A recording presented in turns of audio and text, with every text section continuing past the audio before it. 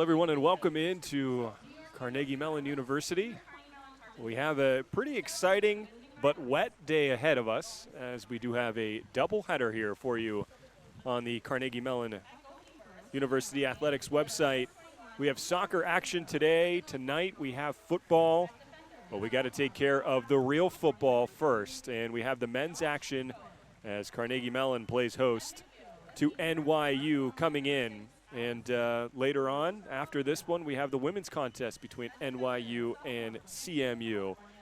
And this is the first time that we are pleased to say that we are announcing soccer here on the Carnegie Mellon Athletics website. Rob McKinney alongside Jack Ridnour. Is that how you say your last name? Ridnour. That was close, though. I'll give you credit. That was a nice try. I like that. You know, I was talking with another broadcaster, and we were going back and forth on your last name. And that's, you know, we worry about the announcing of the last names of the players, but we never take that due diligence of making sure that our partner's last name is correct. So I apologize. No Jack worries. Hey, Ridnour. I love the attempt, my friend. That was great. I actually, fun fact, went through all of high school as Ridnour. I got tired of correcting people, so that's my my other identity, I guess, if you will. Hey, listen, I'm glad you were able to correct me here, and we're able to, you know, work together for the first time, which is exciting, and for the first time here for Carnegie Mellon, getting you and bringing you the soccer action. First for the men's, it's number 8 Carnegie Mellon, who's coming into this game today 8-0-1, and they average about just shy of 3 goals per game, and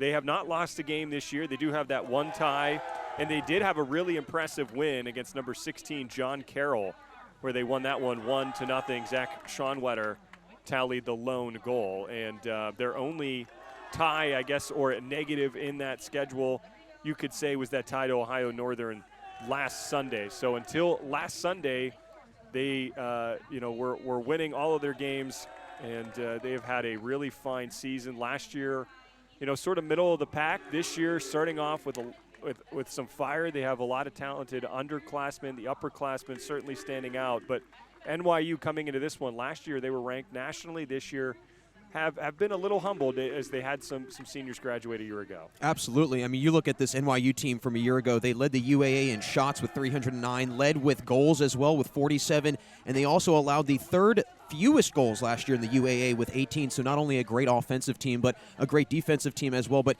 to your point, Rob, about this CMU team this season, it was a strong start, and it's continued on this year. Won the first 7 matches of the year, and this is what's been so impressive, I think, in the dominating fashion of play that CMU has had. They've won 5 of those first 7 matches by shutout, and they outscored their opponents 24-5, so a very, very strong offensive output as we have the American National Anthem.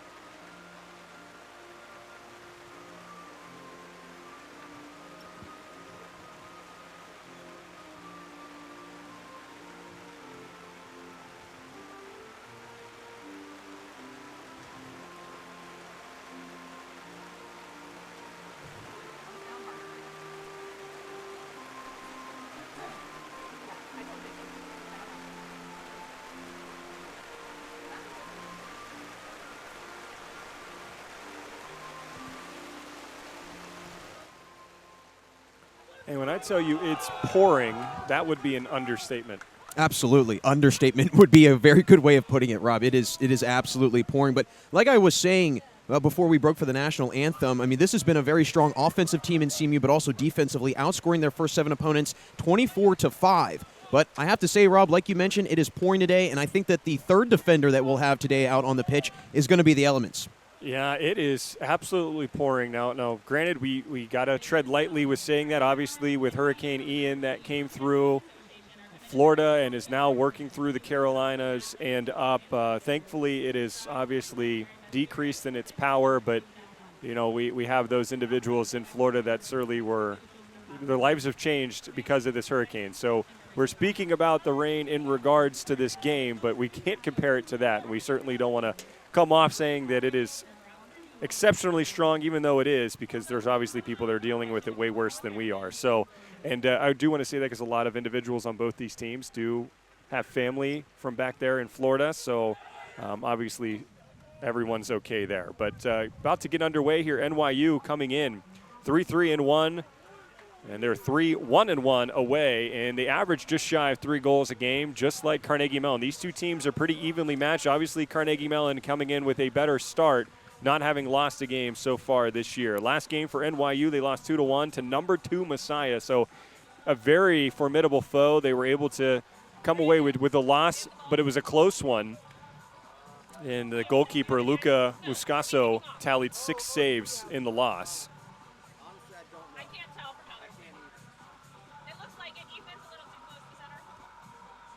Not to mention in that loss against Messiah outshot NYU 19-9. But NYU still able to notch a goal, and it was Bryce Lexo who scored the equalizer in the second half to make it 1-1. So yeah. A lot of very strong goal scorers on this NYU team. Like we mentioned, Bryce Lexo has 6 goals on the year. Arkan Tasil-Daroglu has 3 goals on the year. So Lexo, the goal-scoring leader for this NYU crew. And Jack, NYU has the ball now. You can go over their starters here, as you can see the action on your screen. Absolutely. We'll start with the visitors, the NYU team. We'll go with number 2, Josh Cohen. 6, Alex Rovarosa Illa. Number 8, Ben Trask. Number 9, Arkan Tasil-Daroglu. Number 12, Nicholas Suter. And then you also have number 20, Daniel Coma Sanchez. 21, Luca Mancuso, who's in goal. 23, Tara Niga. 24, Alexander Camparin. 27, Andreas Sorensen. And 29, Joe Leslie. And then the home team, the CMU Tartans. 0, Liam Ryan in goal. 2, Tyler Harp. 4, Josh Baugh. 7, Jason Edmonds. 8, Dante Mancini. 9, Ethan Vertal. 10, Kieran Sarvapalli. And 14, Diederik Slingamon. And then 17, Luke Marolda. 22, Billy Bukavalis. And 26, Brendan Schoenwetter. Having a little bit of a hard time reading my handwriting with the some of the notes getting wet, but got through it. Yeah, lots of very long and difficult names to pronounce, obviously, but that's our job, obviously, to get that right. You did a great job there. So far, back and forth play between Carnegie Mellon and NYU, getting a little physical. As we mentioned, the elements certainly playing a factor into this one. Raining hard. I'm sure it's going to be a little slick. Fortunately, they're on turf. They're not on grass, which it seems like everyone is nowadays, but we'll see how that affects these athletes here today on the pitch. I'm really curious to see how the footing of these players is impacted, how they are able to plant when they go and shoot or when they pass, and whether or not that becomes a factor in just their ball handling ability. Well, you mentioned Bryce Lexo. He's the individual for NYU leading the team in goals. Does have 6, 1 assist, 13 points total. And for Carnegie Mellon, Ethan Vertal, the junior, leading the way with 7 goals, 14 points. So keep an eye on those individuals today.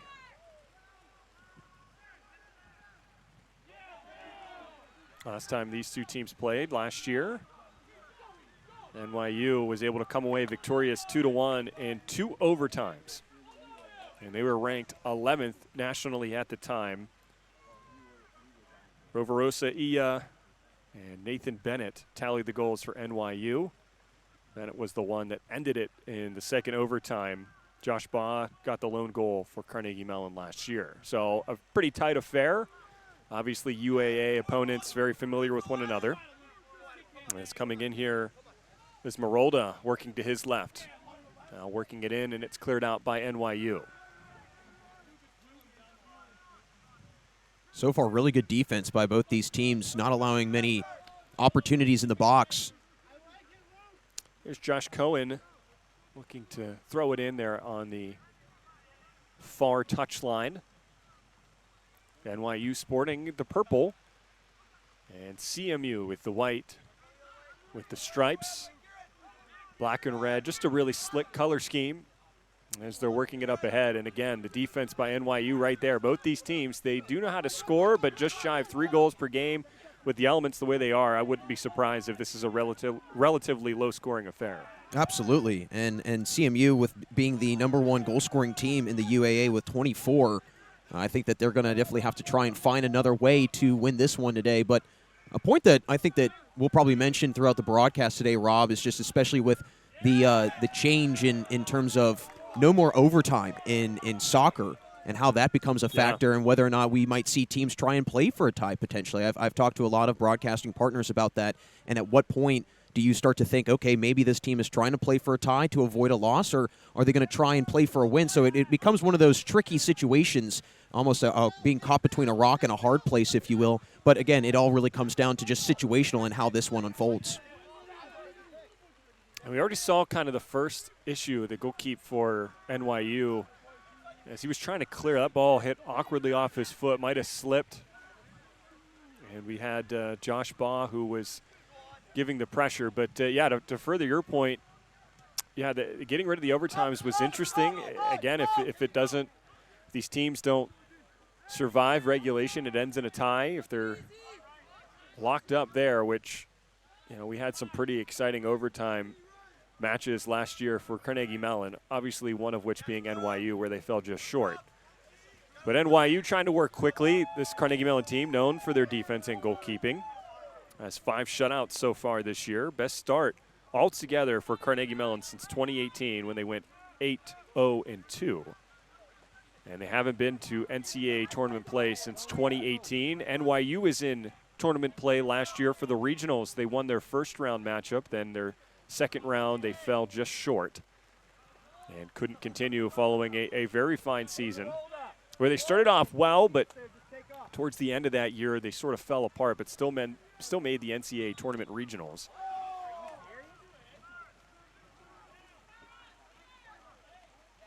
I'm going to say a foul here against Carnegie Mellon. I know this recent series has gone in favor of NYU, but you look back from 2008 to 2018, and this was a series that was dominated by the Tartans. They went 10-0-1 against this NYU group. Really competitive now, for sure, between both these squads, trying to look for some sort of offense. They're here just in front of us here, near the logo is where they're kicking the ball around now. And it seems like Carnegie Mellon has not been in the attacking third here too often. And a lot of play in midfield. You haven't seen them try and change the field position much, trying to go from one side of the touch lines to the other and try and force that defense to change direction a little bit. A really nice job by NYU. They've been able to kind of control the pace here early on. Here they are working it. Fine passing. Able to take that one was Ben Trask. Now chips it up ahead. And again, Carnegie Mellon's defense strong. You'll see a lot of these athletes have gloves on. Obviously, with the rain, it is a little cooler today in the low 50s. Seems like overnight we went from summer to fall.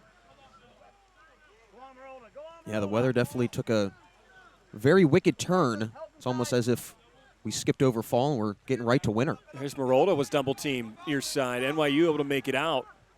That was fine defense there. The defense, really the exclamation point for both these teams in the early start so far as it works out. Taking a tumble but being okay is Tyler Harp, the talented senior. Luke Marolda to inbound. He does so.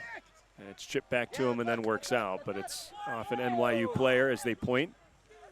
And they're actually going to say that NYU does have possession. They were going to say it was off of Marolda. You hear the coaches here in front of us. We're right next to both benches. Great audio for you fans listening at home. Now Carnegie Mellon trying to work up. With some speed. It's Schoenwetter. Now it's near side. Fine move going in is Servapoli, and it goes off his foot and now works towards the corner near the corner kick and able to boot it out, NYU.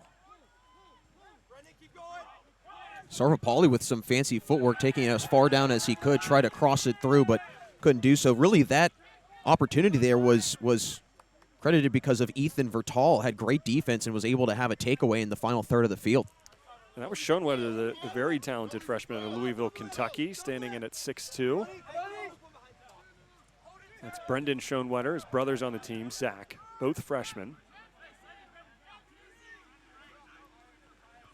Zach Schoenwetter, one of the leaders on this team in goals. He has 3. And that size can certainly play to his advantage as NYU now trying to create some offense. In the 18-yard box, a strong shot, and that's a goal for NYU. There was virtually no offense until there was. That was Arkan Tasil Daraglu as he dances here in front of us and gets the first goal in this contest.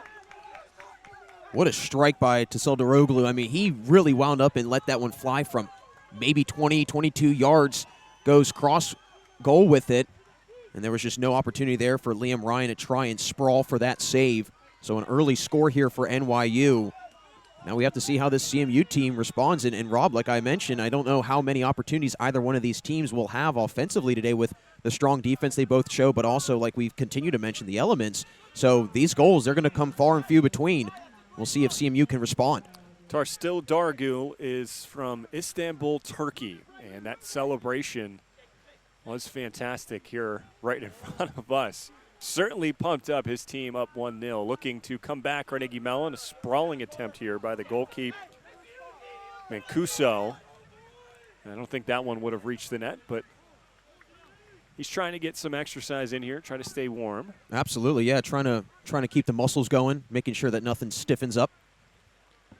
So Carnegie Mellon takes, or NYU rather, takes the early lead off the left foot of Arkan Tarstil Darglu. And the more we say that today, the easier it'll roll off the tongue. Like I was mentioning to you beforehand, Rob, I was making sure I practiced those names, so we will, like you said, it'll definitely get easier as the day goes on. Yeah, especially if they're the ones that are the main contributors offensively, and it seems like that's how it's setting up here today. Carnegie Mellon looking for some offense. Not spending a ton of time in NYU's attacking third. They've been at midfield a lot, and here now trying to set something up. Here's Tyler Harp working down the middle. Hands it off, and then it's worked back again. Now Schoenwetter looking far side. And it seems like wherever Carnegie Mellon wants to pass that ball, NYU is right there. Yeah, suffocating defense that we're seeing from this NYU team right now. There's Tyler Harp again, the senior.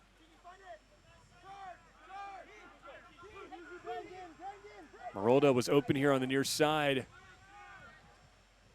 Sarvapalli just seemed to miss him here. We're getting a great vantage point here on the touchlines as Josh Baugh tries to work it up.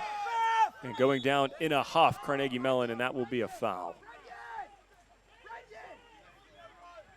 I'm trying to see who's down. Still down, grabbing the foot and ankle region. NYU leads 1-0. And it's getting up and being okay is Vertal. Leading scorer for Carnegie Mellon coming in with 7 goals. Started all 9 games. And good to see that he's okay. Now an opportunity for Carnegie Mellon. Bukavalis sends it in, and it's headed out by the goalkeeper. And what was a good opportunity fell through, but Carnegie Mellon still has it in the attacking third. Now they send it in, and that is just past Josh Baugh, who was right there looking for the tip with the left foot. Nice job by Mancuso to come out of his goalie position there and punch that ball through, making sure that there was no opportunity at a score. And that's something that I don't think people really realize how hard the goalie position is, especially in situations whether it's a free kick, a corner kick. I mean, you're getting hit with elbows, you're getting headed potentially, and as a goalie, it's also kind of a judgment call each and every single time. So still Darglu with the shot. That one was saved. Another attempt, and it's headed out by the defense of Carnegie Mellon. NYU had 2 great attempts at another goal, but the defense and the goalkeeping there, Carnegie Mellon keeping this a deficit of just 1. Dante Mancini with great reaction there, making sure that he was picking up his goalie, Liam Ryan, able to head that deflection off, making sure that no rebound was going to find the back of the net. Liam Ryan, just a freshman, right there with a great save and got some support defensively. Carnegie Mellon still trails 1-0 to NYU. This one sent far. Some great speed here from Vertal, and he slips as that field is slick.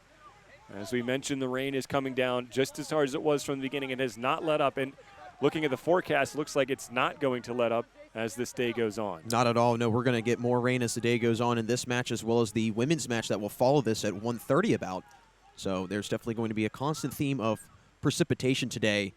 And I think that's another thing that people don't realize is that just because you can still play on turf does not mean it will obviously become slick if it is wet. And Carnegie Mellon is the first time they've trailed all year. So some uncharted waters here for the Tartans. Again, we mentioned their strong start. 8 wins last Sunday, ended in a tie. Looking to find some sort of offense here. The defense by NYU coming through. Now they try to set up offensively in their attacking third.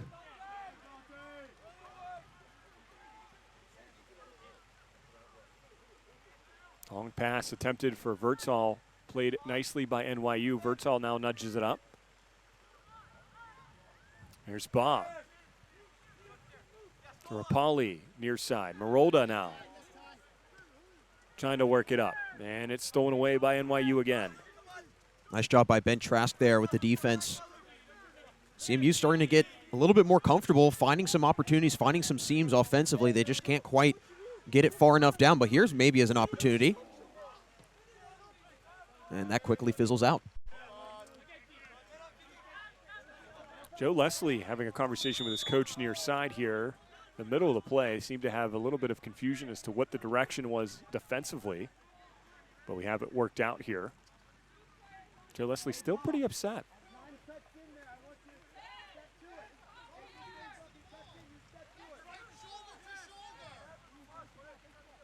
As we have the coaches now for NYU really coming on strong to their players. Listen, that communication there, certainly with the elements, trying to make sure their players are in the right position here, setting up for the best chance of success. They do have that 1-0 lead as it goes out on the far touchline. Yeah, communication is so key, and I'm really going to be paying close attention to the communication coming from the goalkeepers, making sure to let their defenders know and everybody else know. I mean, being a goalkeeper, it's almost like being a catcher in baseball. You really have the entire vantage point of the whole field. So you're kind of the eyes and ears and the protector of the backside for everything for your team. So a very critical and crucial position to be a very good communicator at. Well, for Carnegie Mellon, 11 different players scoring this year. Very young team. 5 out of the 6 top goal scorers underclassmen here. So this is a young team. They do have some senior leadership, some upperclassmen leadership. But this young team, it's just a great sign for years to come. Obviously, a very fine start, but this just tells you if that recruiting process stays the same with the development here, the underclassmen, this is going to be a formidable team for years to come. No question, and I think that gives a lot of reassurance and safety, if you will, to the coaching staff at CMU, knowing that, hey, we've got guys that we can trust and that we can rely on for years to come, not just this year, but moving forward. And you see it all the time when teams, all of a sudden, they're pretty much becoming, they're graduating out, if you will, and they're laden with seniors. Then you're kind of having to go through that entire rebuild process, but clearly not going to be the case here, at least that we think at CMU, especially with the young talent that they have.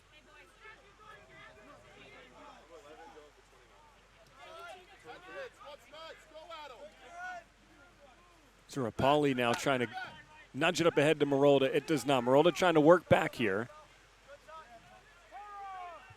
Hey, Carnegie Mellon just can't get anything going offensively. There's almost like a force field around the box over in NYU's territory. To still Darglue had that one stolen away, and then it's just kicked strongly out of play. A beautiful field here and a wonderful campus for Carnegie Mellon. Not to mention a beautiful scoreboard as well. Yeah. I like that kind of, I don't know, how would you say that, Rob? That's not tie-dye. That's whatever. I don't know what that color would be or what those colors would be. Well, it's part of that Scottish pattern that you would see. Plaid. It's plaid, right? It's but plaid. It's the typical pattern. Not the colors of Carnegie Mellon, but it's fun. It's festive. We got the green and the blue. Very nice setup here at Carnegie Oh, beautiful. Mellon. Yes. We got the wonderful football field behind us here. Great facilities for Carnegie Mellon to support these athletes as NYU's trying to nudge it up ahead, and it goes out of play. So they'll be right in front of us here. Marotta will throw it in. And they work it back to the defense. Schlingeman, the junior, had it. Now over to his partner.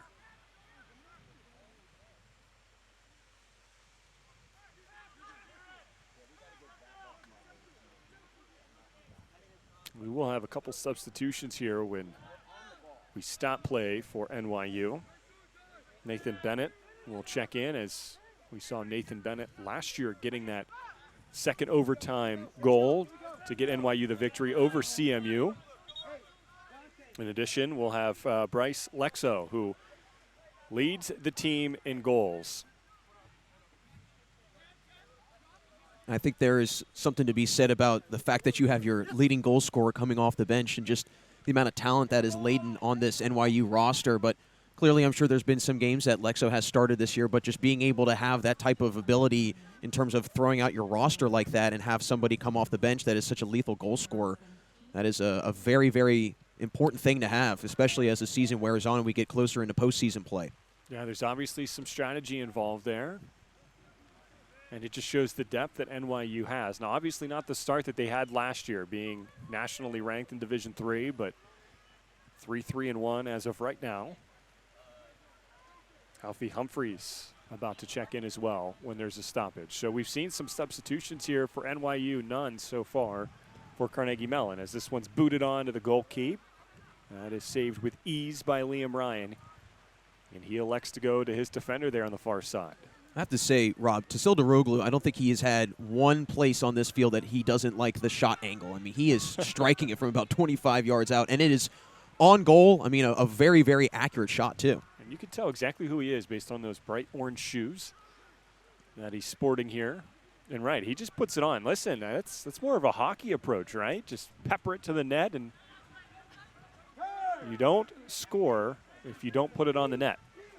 And that's the approach he lives by, at least what he's living by today. He does have that lone goal. NYU up by 1. 23 minutes left here in this first half of play. Here's Nathan Bennett with some speed. He will settle it down. Ben Trask works it in.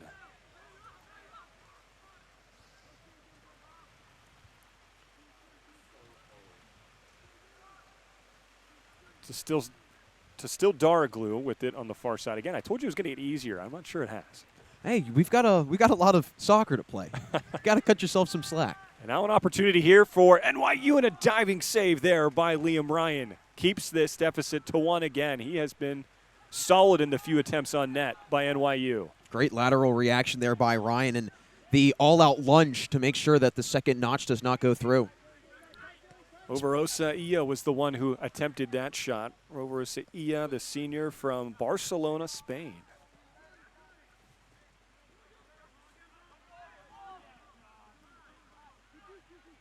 We have a lot of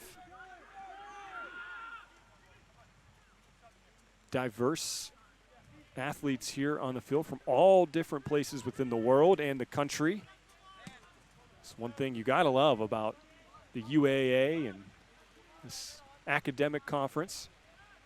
They can pull from all over, and just some sensational athletes that you wouldn't see otherwise. And it shows just that talent is everywhere. Here's Dante Mancini.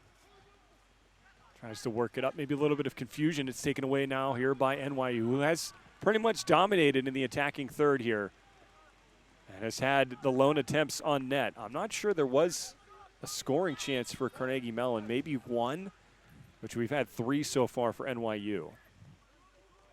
As coming in now officially is Alfie Humphreys, the freshman out of Palos Verdes, California.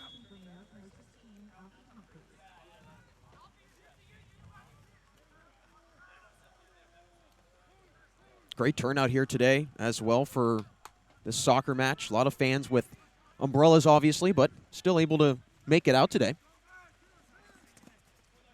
It's chilly and wet, but we still have good soccer to play. Here's Humphreys, who just recently checked in. Sorensen had that one taken away, but then he just ends up nudging it back to his goalkeep. Sorensen out of Denmark.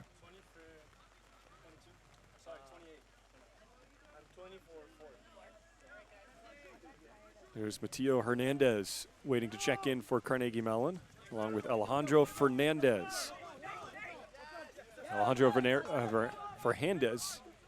Fernandez was originally from Madrid, Spain. A transfer from Slippery Rock. There's Nathan Bennett. You can see the speed and skill that Nathan Bennett has. He also has the size, standing over 6 foot. NYU leads 1-0 with just over 20 minutes left in the first half.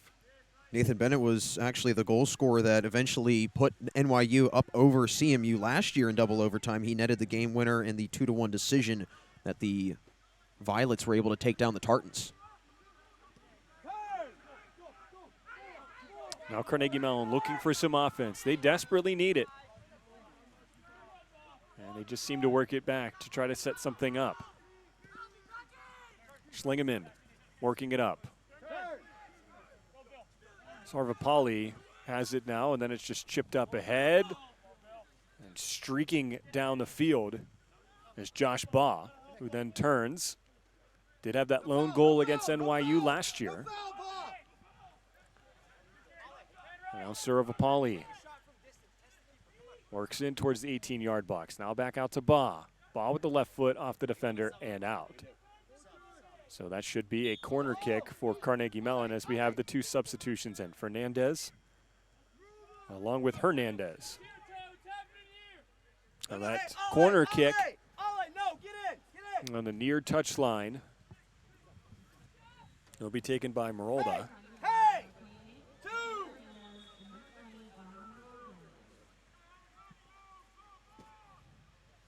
This one's booted far and trying to work it in. Schlingemann off his head. He's a tall guy. That seems to be a pretty good move, but that one didn't complete. I'm looking to just see CMU just try and take a shot at the goal, whether it's a good one or not. Just try and test out the goalie and really see if you can, again, I mean, I think that's what NYU is doing right now, just like you said, trying to pepper the goalie, trying and test him out and see what is going to eventually, work for them. And I think that CMU can benefit from the same approach. And an offside. Well, Carnegie Mellon looking better here in the last couple minutes, trying to set something up offensively. It's just building that momentum. And we'll see if that carries on. Not always how you start, it's how you finish. Luca Mancuso, the senior goalkeeper out of Miami, Florida, with the long boot down the pitch.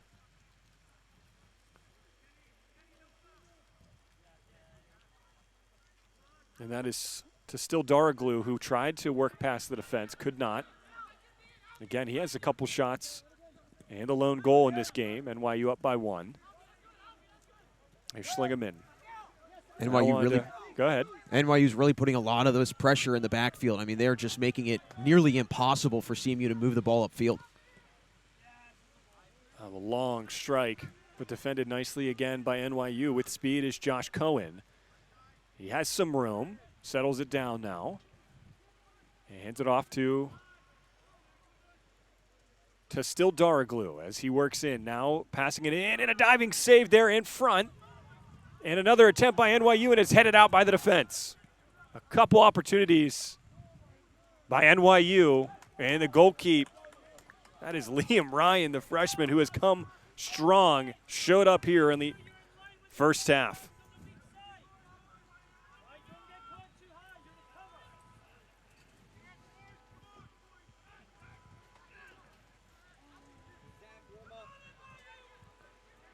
So the goalkeeping for Carnegie Mellon has kept them in this one. Some good opportunities by NYU. But the deficit remains at 1.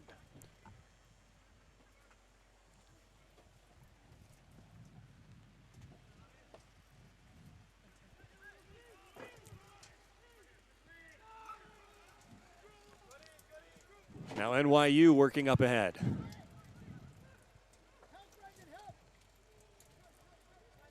They're inside the box trying to make something happen, as they have been all game long, but the defense for Carnegie Mellon right there, and they go right to left.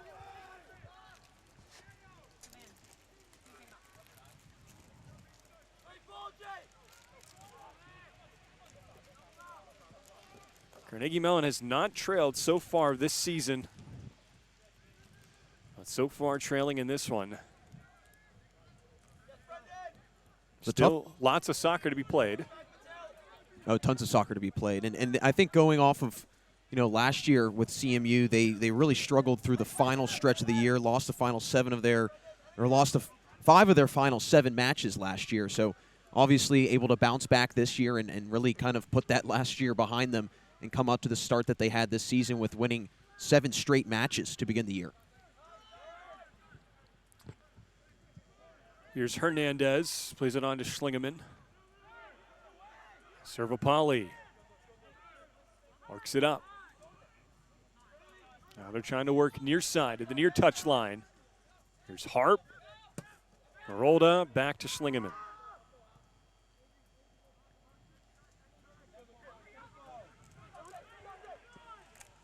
A long boot ahead there by Mancini. Nobody home, and it's an easy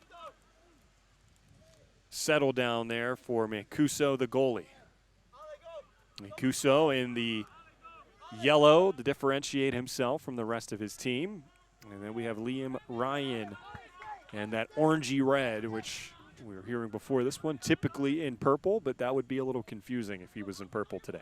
Yeah, that would definitely give, I think, a few viewers some confusing looks, if you will, whether or not it was the goalkeeper for NYU or if it was for CMU.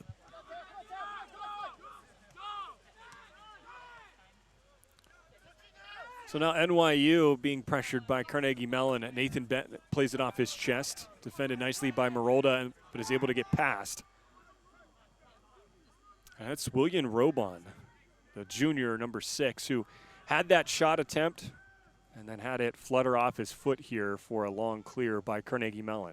Another really nice defensive stand there by Dante Mancini, making sure that another attempt was not going to be had. It was a nice turn by Nathan Bennett after he touched it. Tried to send a center ball, and then ultimately Mancini able to wall up himself and take it away. And correction, that's Rabin. William Rabin at number 6. Working near side, trying to push it up ahead is Fernandez. Looked for Hernandez. Now Hernandez on to Servopoli. Back up to Harp, now to Servopoli again. Looking to enter in the attacking third, and they do. Just outside the 18-yard box on the far side. Rolling in and nudging up ahead is Edmonds, but then it goes out of play. And it was off the foot of NYU as we have a substitution here for Carnegie Mellon. That is Jake Cavan.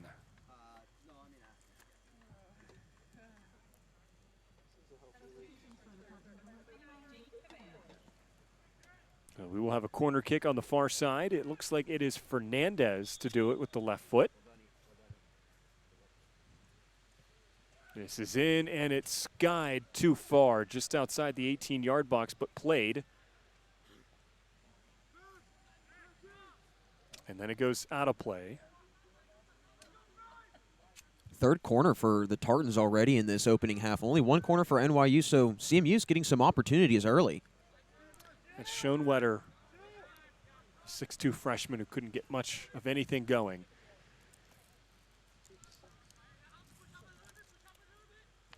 NYU has 4 shots on goal.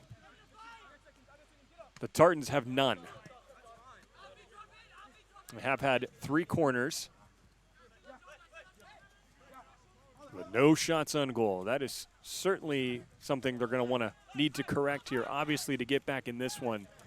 NYU's defense has been stout.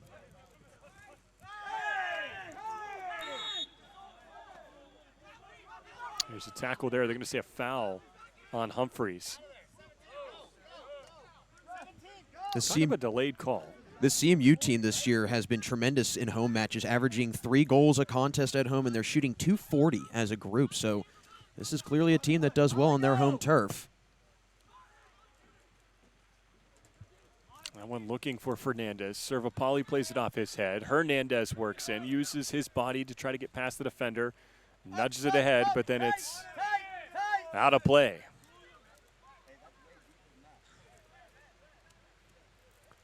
Well, you can say here for the Tartans, at least over the last 5 or 6 minutes, has been in the attacking third. They've had possession. They just can't seem to get past that 18-yard box and make any noise. But NYU, they were controlling a lot early on, but now it's kind of going in the favor of Carnegie Mellon by way of possession time.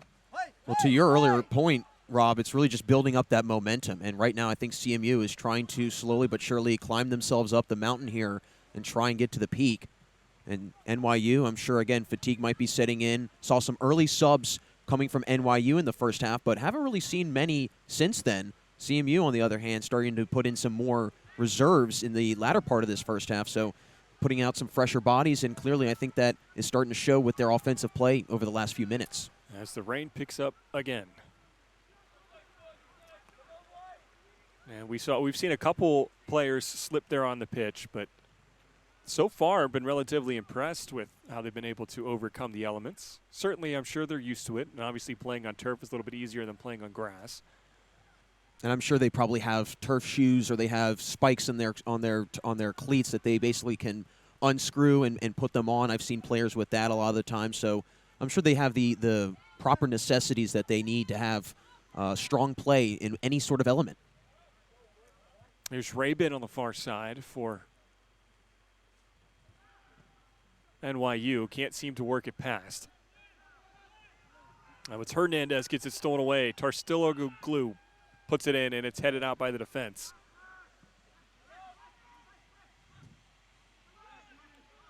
And now Liam Ryan will settle it down. Well, that's the first offensive opportunity we've seen for NYU in quite some time. To still Darglue and Rabin, they have been the ones making a statement for NYU offensively, as Rabin seems to be nursing a little bit of a right foot or left foot injury. Seems to be trotting gingerly back. But Hernandez has it here for CMU, and it's off the foot of the defender. It's Ben Trask, whose left ankle nudges it out of play. Throwing it in, Marolda. That's Fernandez is going to be called for a foul.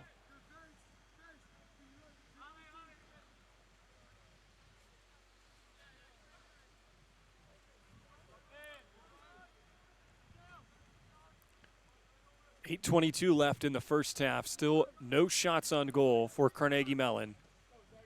For New York University, they have 4 shots on goal and 1 goal. They lead 1-0. As we do have a foul against NYU. That's going to go on Alfie Humphreys.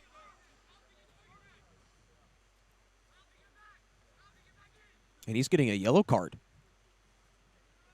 Well, he was having a conversation with the officials, and his teammates telling him to pull back, refrain from the conversation, and he did not. Obviously, with that play, as we do have a slide tackle here, and then here's Rabin. He gets hit right there in that ankle that was bothering him before, and he's still down for NYU. But offensively for Carnegie Mellon, they're trying to make something happen with that slight advantage. Here's Marolda. It's past Bennett slightly, but Bennett able to work back. And now here's Humphreys, chips it up to Bennett, but then it's nudged out by Marolda, and that was a fair play. As they say, went out by Bennett. Strong defense by Nathan Bennett to get that takeaway, but he clearly was not too happy with the call there. We do have a substitution, and that is Zach Schoenwetter, who is in. So we have both Schoenwetters in. Here's Fernandez as NYU and CMU. Fernandez collides with Suter, Nicholas Suter. Both seem to be okay. Maybe some head contact there, but both seem to be all right.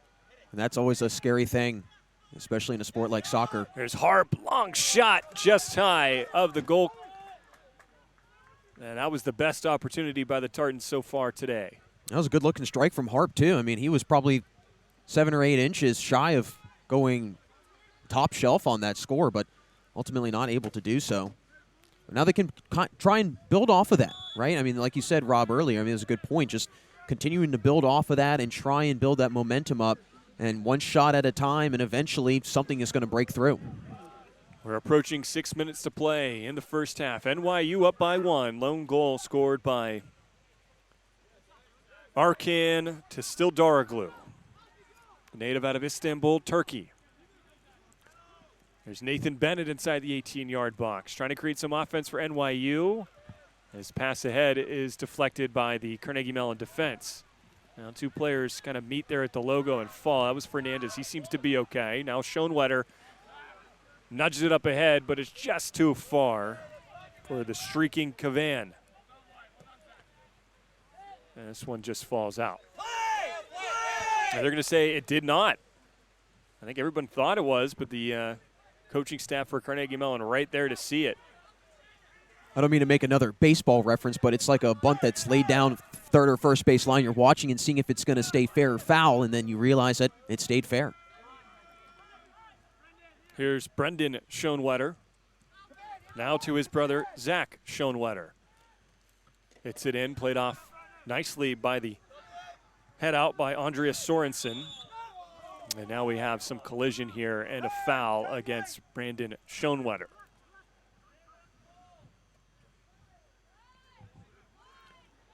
But Brendan and Zach Schoenwetter, both freshmen out of Louisville, Kentucky. Brendan standing in just 1 inch taller than his brother. Attended Kentucky Country Day School before coming to Carnegie Mellon.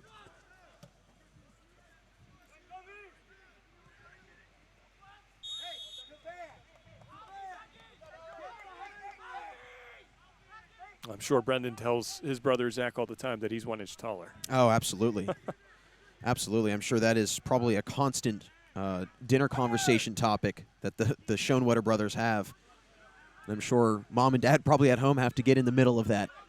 And here's Zach Schoenwetter streaking up the near side. They can't seem to find him as Hernandez settles it down. Now Hart on the near touchline in front of us here.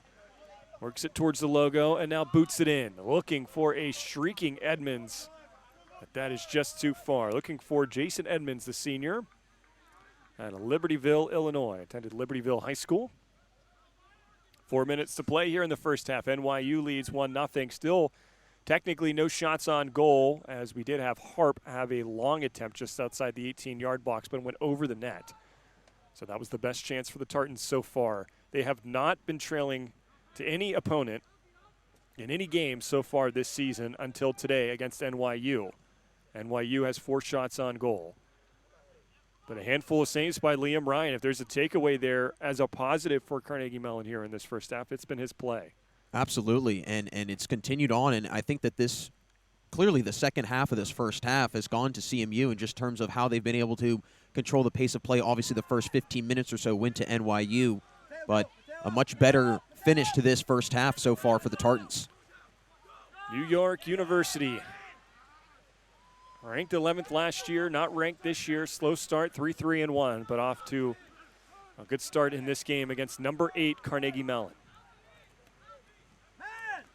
Servapoli, that one is nudged away by Humphreys. And now here's Brendan Schoenwetter. Chips it up ahead. Trying to commit to that ball was Hernandez, but it was cleared away. And now it's sent down the field. Schlingeman will play it for the Tartans. Now over to his partner, Mancini. I wonder if Dante Mancini has ever had Mancini's bread here in Pittsburgh. That's literally the first thing I thought of, Rob, and I don't know if that's a good thing or a bad thing, and that also probably shows what I'm usually thinking of a lot of the times, and that's food. There's Hernandez, the shot off the defender. And that one hurt, but able to stand tall was Ben Trask. So another good opportunity for Carnegie Mellon, but the defense right there. Yeah, Ben Trask, great job by him to, as the old adage goes, take one for the team. I'm sure he's going to be feeling that tomorrow morning or maybe even on the bus ride home. So 2 minutes to play in the first half, but Mancini's bread here in Pittsburgh is a staple. It's great Italian loaf, and they have a great partnership with Permani Brothers, which is a staple here in Pittsburgh, where they load the coleslaw, tomato, French fries on the sandwich, and they use primarily Mancini's bread. Yeah, as an out-of-towner, I was quickly shown what Mancini's bread is, and I was very pleased when I found out what it is. There's Servopoli, his shot, what a save! Off an absolute rocket of the left foot. Able to stand tall, make the save, Luca Mancuso out of Miami, Florida. Just got enough of that one, stretched his hands out, but a fine opportunity, the first shot on goal for Carnegie Mellon. Yeah, Kieran Servopoli with an absolute beaming shot that was a hard one, and honestly, the best opportunity and best look at the goal that the Tartans have had in the entire half. Under a minute to play in the first half. NYU up 1-0. Carnegie Mellon able to find some momentum here in the back part of this first half, rather. We'll see how they translate that to the second half, but first we still have a little bit of soccer to play. Here's Nathan Bennett on the far side, just outside the 18-yard box. It's chipped back. There's Alfie Humphreys. It's it back to his goalkeeper. That's Mancuso.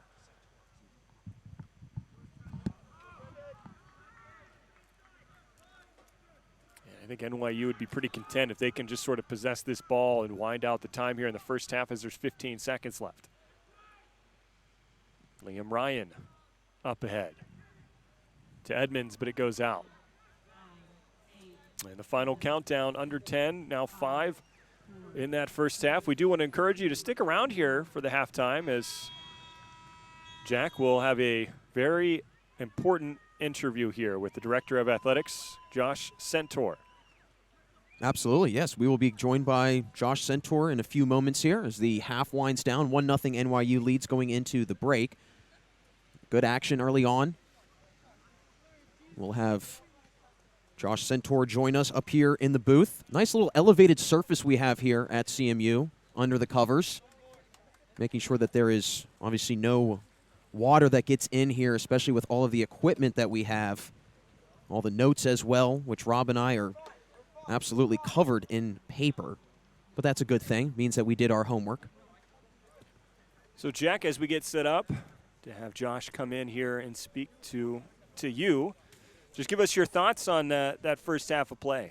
Oh, well, a very quick accelerating start for NYU through the first 10, 15 minutes, able to notch that early goal, but CMU sticking to the game plan, were able to buckle down defensively, and as the half wore on, you could tell fatigue started to factor in for NYU. CMU took advantage of that a couple times, had some opportunities, weren't able to obviously convert, but still some very, very good shots that, and a lot of really good plays that they can build on heading into the second half. And now we're joined by Carnegie Mellon's athletic director, Josh Centaur. Josh, first off, thanks for joining us today, and thanks for having us here on this beautiful field. How's it going today? It's going well. I'm really happy to be here. Happy you guys are here. It's a little rainy, but nothing better than some UAA soccer action. Absolutely, and I think we can both agree no one's going to melt with this rain, so I think we'll be all right. But we want to hear from you. What are just some things that are going on in the athletics around here during this fall? I know there's a lot of buzz, a lot of talk, a lot of things going on. So share with the fans at home what's all been going on around CMU athletics. Yeah, first of all, it's hard to believe it's October 1, right? I mean, September just flies by, and it's such a great time on a college campus, and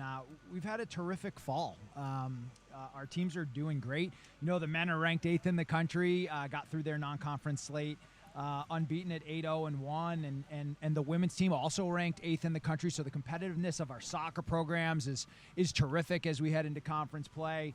Football team's undefeated and ranked 18th in the country. They're 4-0, have a big one tonight against Westminster. Volleyball, we're welcoming the UAA, our UAA colleagues. All 7 other UAA teams will be here tomorrow for a round robin, so we have an active weekend on campus. Our cross-country teams are doing great. The men had a big win at Lehigh yesterday. So just a really terrific start to the year, and then it gets more fun as we get going into these big games against our conference rivals. And it's just an exciting time. And, we're in the middle of construction. If folks at home don't know that, we're building the new Highmark Center for Health, Wellness, and Athletics. Year 2 of a 3-year construction project will be 160,000 square feet of space to support our athletics program, be a new home for intercollegiate athletics, and we'll also welcome counseling and psychological services, university health services, and wellness programs all under one roof. So a progressive building that I hope sends a signal to current Tartans, former Tartans, future Tartans, and everybody who loves this great university that we're really serious about what we're doing here. Well, that's great. And on top of that, I mean, just so much buzz and excitement. I'm sure that makes your job and everybody else's so much easier because there's so much to talk about. But prior to today's game, we saw the celebration of alumnus Sharif Siddiqui and his generosity for the department. What has his family's gift meant to the program to date, and how does it affect it moving forward? Well, as folks at home are following along with the game, you can see the impact, right, which I think is just awesome. So, his family has committed to enhancing our environment, specifically at the facility. So you see the back of the football scoreboard there is the face toward Forbes Avenue and of our soccer facility with the branding of the tartan for everybody who goes through the most traversed area of Pittsburgh on Forbes Avenue to see. We have branding all through the facility. The teams have beautiful new shelters that they're sitting in, new video scoreboard. So the family's gift was a part of many of those things, and also, and importantly, inspired other giving to the program and to the facility that allowed us to move forward with these things. We want to be the best program in Division III, and that's not just what we do athletically, but of course, and most importantly, what our students do academically and in their service to the community and being well-rounded citizens of Carnegie Mellon. So we're incredibly grateful to Sharif and his family. We have an amazing group of alums that are, they're used to some bad soccer weather, and to them, they're here cheering us on, and it's just a great Carnegie Mellon day. Well, that is so exciting to hear, and we really, again, appreciate you having us today. Thanks so much for stopping by the booth, and we'll have you during the women's match as well today during halftime, so don't go too far, and again, thanks for joining us today on halftime. All right, let's get a goal in the second half. Here we go. Yeah, thanks, Josh. Thanks, guys. Josh, the director of athletics here at Carnegie Mellon. They're doing a lot of great things with this university by way of supporting their athletics. And one of the things that they're doing that is really that he touched on is that large athletic facility where they're going to be having their basketball programs compete in. Right now they're using their auxiliary gym, which is still a great setup. But that is something that I know that these athletes and this program is really looking forward to, and that affects all of the athletics to go in there and use the fitness facility along with the health that he mentioned. They've been keeping us updated on that process since we've come on board and been pleasure to be now a year and a half in doing the broadcasting work for Carnegie Mellon, and we do want to send a huge thanks to the student or the SID here. Mark Fisher has been absolutely tremendous and bringing us in, giving us the updated statistics, all the information we need, and this has been just a pleasure to work for. It really has, and for people at home that are not broadcasters and that don't know what we all go through, I might be biased, but I like to say that we have the best job. Rob, I don't want to speak for you, but I think it's a pretty cool job that we have, and I don't know about you, but I don't want any other job. But being able to get that information and develop that relationship and that rapport with people in athletic communication offices, it is so important for us broadcasters, being able to get that information, being able to get those updated notes, those pronunciation guides that we talked about, and just how important that is for our job and our ability as broadcasters. So a big shout out to everybody at the Carnegie Mellon athletic department and the communication department as well, just really making our job a lot easier. I have to say it's really nice to see and also really nice to work with. It really has. NYU up 1-0. The Tartans have not trailed so far this season, so this is brand new for them. They're going to look to bounce back here in the second half. We'll have some statistics from the first half along with forecasting the second half when we return. We're going to pot it down just for a little bit. Don't go too far as Carnegie Mellon versus NYU men's action will return here in just a moment.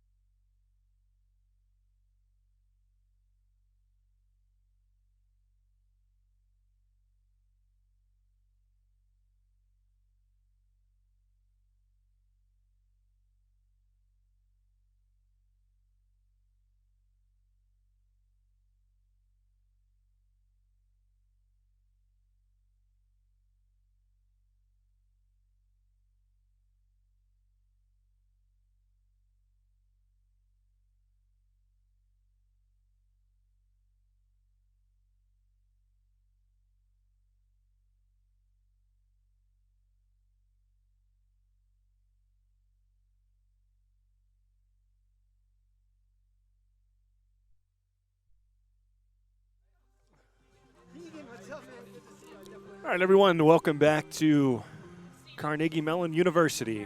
Rob McKinney alongside Jack Ridenauer.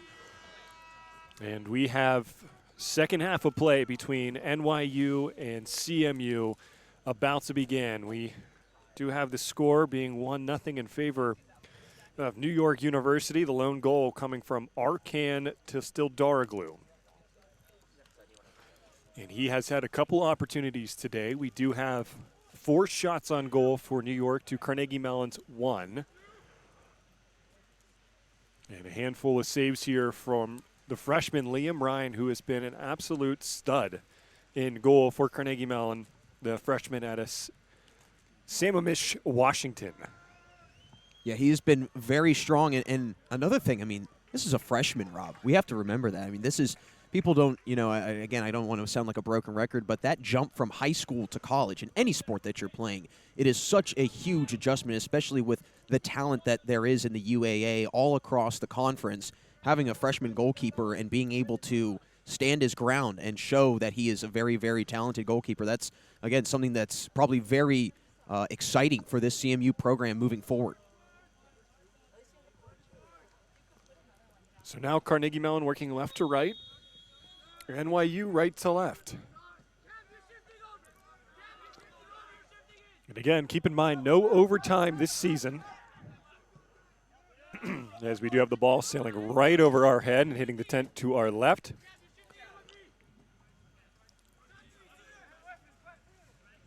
Yeah, looking to throw it in here is Edmonds. Can't seem to find anywhere to go. It's taking a lot of time and then eventually just kicks it out. Servapoli, the individual who had that one, but then it's played off by NYU. Servapoli moves it up ahead and tried to look for Ethan Vertal, who is the leading scorer on this team, has been relatively quiet today, coming in with 7 goals. Rob, I should have brought my goalie gloves from home in case a ball comes into the broadcasting booth here. I can make sure that nothing happens to you or the equipment. Thanks. Absolutely, I appreciate that. Yeah, I'm hey. not sure I would do the same. No, I'm just kidding. No, it's okay. I'd probably deserve getting hit for some reason. No, it's well, fortunately, speaking of just conditions in general, the rain has pretty much stopped. For now. And it's definitely cool, as we mentioned before the broadcast, within the low 50s. So this is something that these athletes probably haven't had to deal with a lot this season, obviously starting here early in the fall, having some warmer weather. Now it's starting to cool off. We had a lot of rain in that first half, so there wasn't a ton of offense to be had. Maybe we're going to see something different here in the second half as the rain has sort of slowed off. Well, this is a really strong road team in NYU. I know you mentioned it at the top of the broadcast, Rob, but the 3-1-1 record on the road. They've struggled at home 0-2, which is somewhat shocking because last year they were 4-4 at home. But then again, last year they were 6-2 on the road. So a very, very good team whenever they have to go out of the state of New York. Not quite sure why that would be, but they're a team that likes to handle it on the road. Certainly they want to improve that home record, but off to a good start in this one, getting that early goal. Here's Rabin.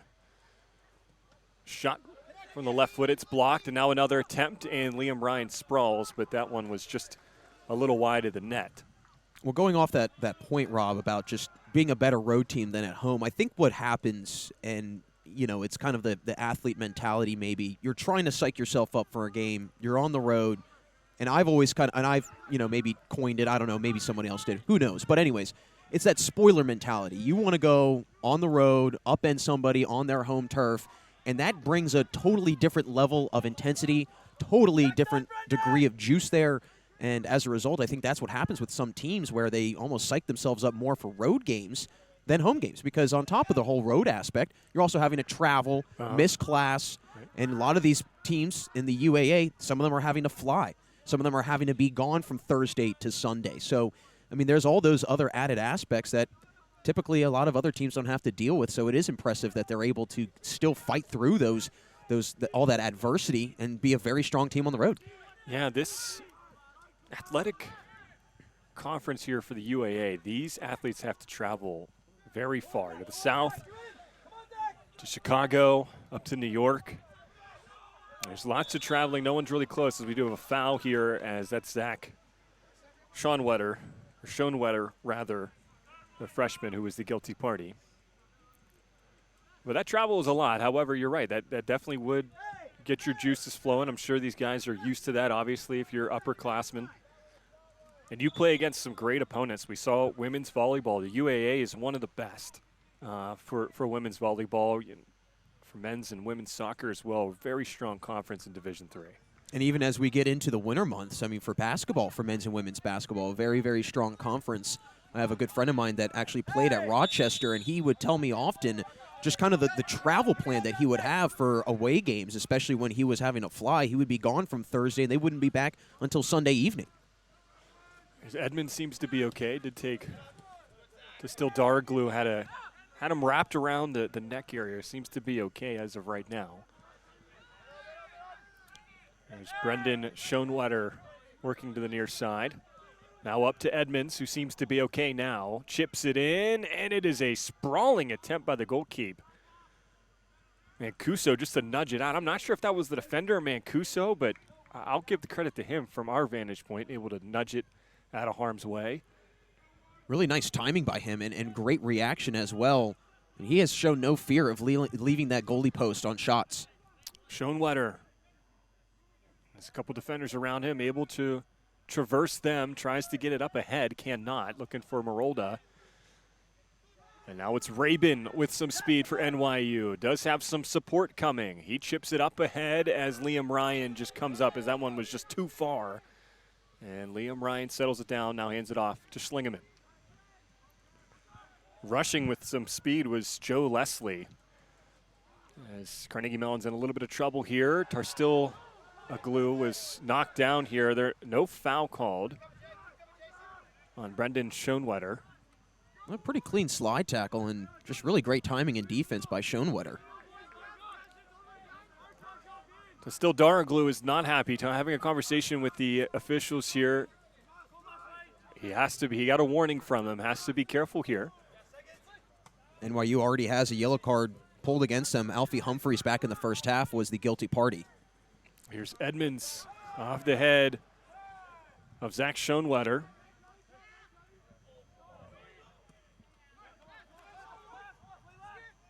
And now NYU tries to set something up again. To still Darglue. Far side pass. And it is just able to reach his teammate. And standing over there and having it deflect off him is Tara Nagai.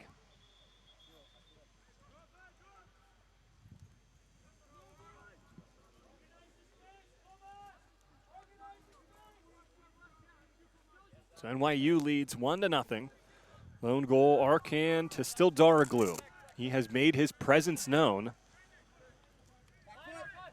in this one. Coming in with 3 goals, has 4 now. 9 points total.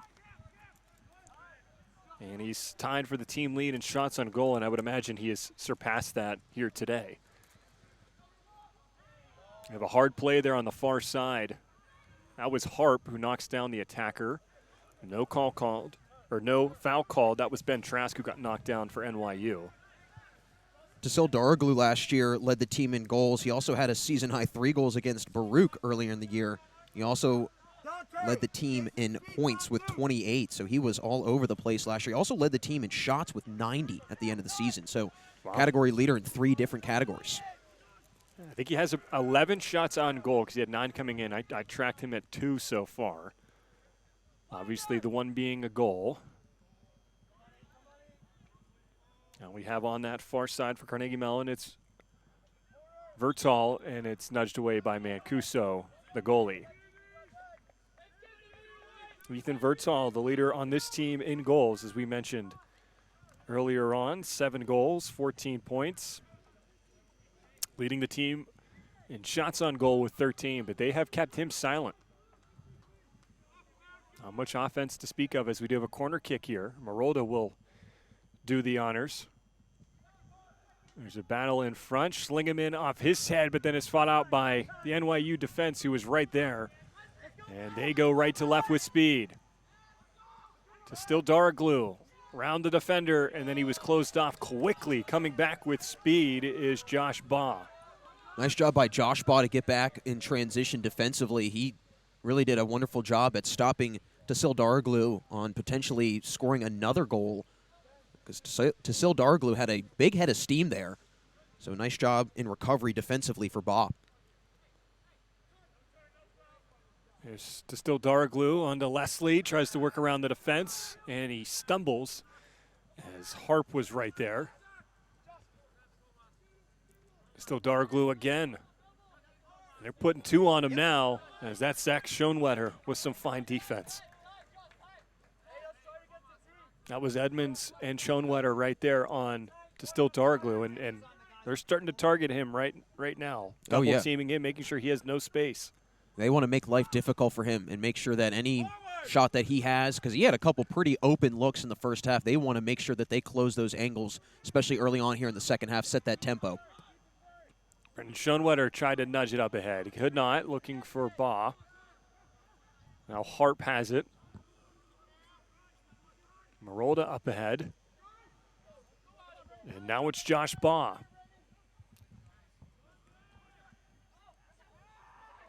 And that's Trask and Baugh who were working there on the far touchline. I'm going to say that was off the foot of Baugh, so the ball will go to NYU. Trask to throw it in, he does so. It's headed around, now settled down by Leslie, looking for some space. Works to the far side. Correction, that's actually Nagai.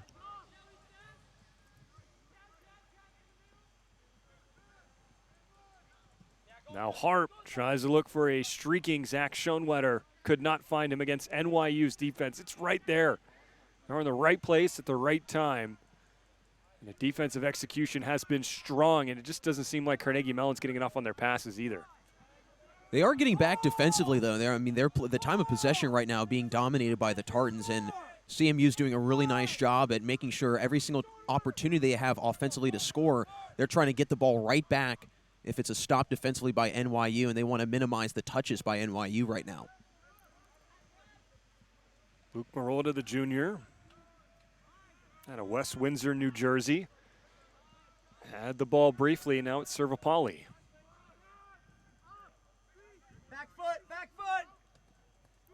Now it's nudged on to Liam Ryan. Leslie, the attacker here for NYU. And Leslie's upset. I was hoping his teammates would be there on that far side. Here's Vertal chasing after it, but it goes out past the touchline. And against that wall structure there on the far side, really is a beautiful field. You got the trees around in downtown Pittsburgh, on one of the busiest streets in Pittsburgh, just off of it.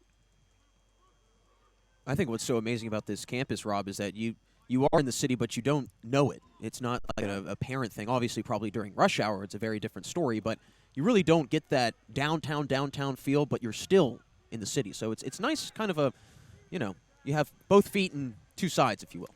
Well, for those not too familiar with Pittsburgh, it's not a super busy city, obviously with rush hour like any city, but comparable to a lot of the other major cities around the U.S., not a lot of traffic.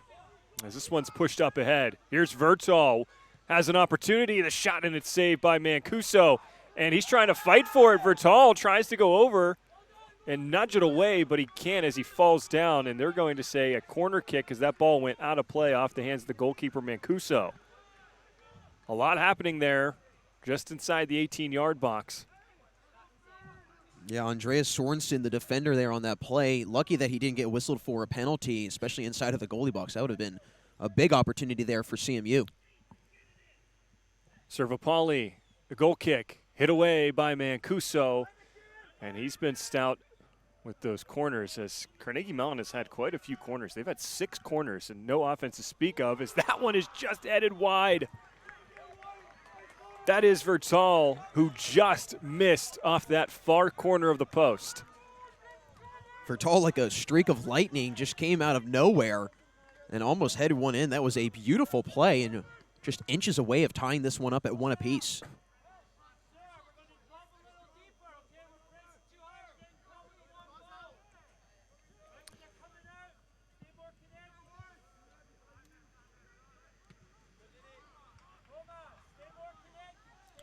That is a coach here for NYU.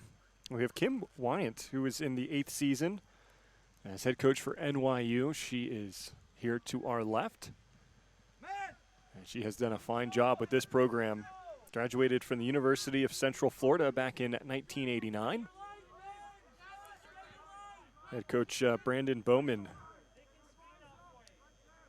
for Carnegie Mellon in his 9th year, 22nd year overall with the program. Coach Wyant has an extensive background playing, as she was actually a part of the U.S. national team in the team's inaugural game in Italy back in 1985, played 16 games as the U.S. goalkeeper. She also recorded the team's first ever win and shutout. She was recognized for the National Soccer Hall of Fame for her contributions to the national team in 2008. And like Rob mentioned, a 1989 grad of UCF. She was also a first-team All-American as a senior at UCF. So brings a little bit of experience not only in the coaching world, but the playing world. Mm-hmm. Yeah, really talented coaches here. Bowman, 70, 36, and 18 as head coach. Just a lot of experience coaching for both these coaches. Some great programs, some great success personally. And these teams have certainly reaped the benefits of them at the helm. And every year a program gets better, the bar just gets higher, and it's impressive that both programs have continued to reset that bar and continue to excel and really exceed expectations each and every single year. Still a 1-0 lead for NYU against Carnegie Mellon. Own goal again coming from Arkan to still Darglu, a native out of Istanbul, Turkey. It starts to get a little bit warmer now as the rain has pretty much stopped here altogether, I would say. So we'll see if that sparks some offense between these two teams. We've seen a little bit of offense here in the first shot on goal for Carnegie Mellon a couple minutes ago, and that was on Vertal, who had 7 goals coming into this game and had that header that just went wide off the far left post. Yeah, they've really put the pressure on NYU in this half offensively. They're just still sniffing out for that opportunity.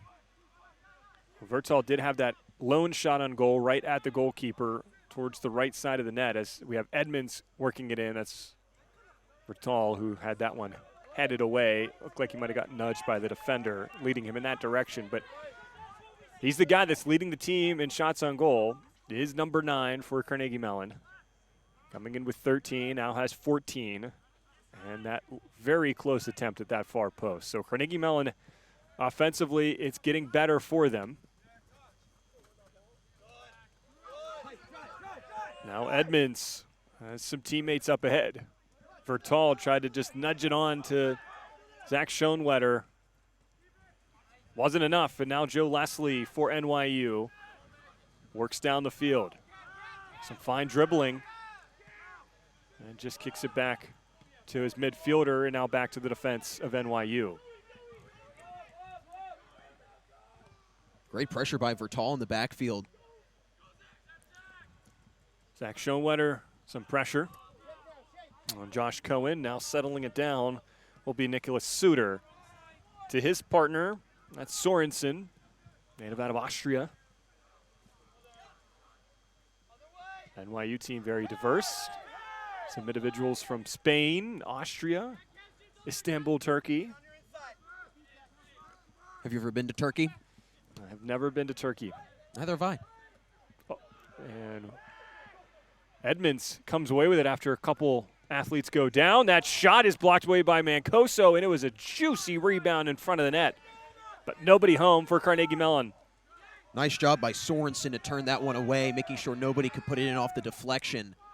But that was arguably the best opportunity that CMU has had on the day at a goal. Lots of pressure for CMU. They're working with speed. The long shot is just too high. Coming off the right foot of Josh Baugh. Rob, you know what I call that is a millimeter miss. Just by millimeters, that ball missed going in the goal. And a great strike by Baugh. And I think, to your point in that first half, now they're starting to wear down on Mancuso, starting to wear down and pepper him a little bit more. Well, Mancuso did not really know where that ball was. I think he might have been a little out of position. That was so close to sneaking in, as we do have an athlete hurt on the field. It's Andreas Sorensen, who you just gave some credit to for that fine defensive play, is down on the ground. I think what impresses me so much about soccer athletes is their conditioning. I mean, just seeing them still with the same amount of energy, speed, and being able to do it for a full match for 90 minutes of play, that is not an easy thing to do. But looking over at NYU right now, it seems that there seems to be some frustration being shown by Joe Leslie. He's been a little frustrated with some of his teammates. And we've talked about it all throughout the broadcast. Clearly not on the same page in that communication aspect, lacking right now for NYU, but still able to buckle down here defensively, minimizing opportunities for CMU. But again, CMU, they're knocking at the door. They're just waiting for that one knock to get them through the front door. Someone already did. No, not him. Someone else. No. Someone else came in. He wasn't here before the ball went out.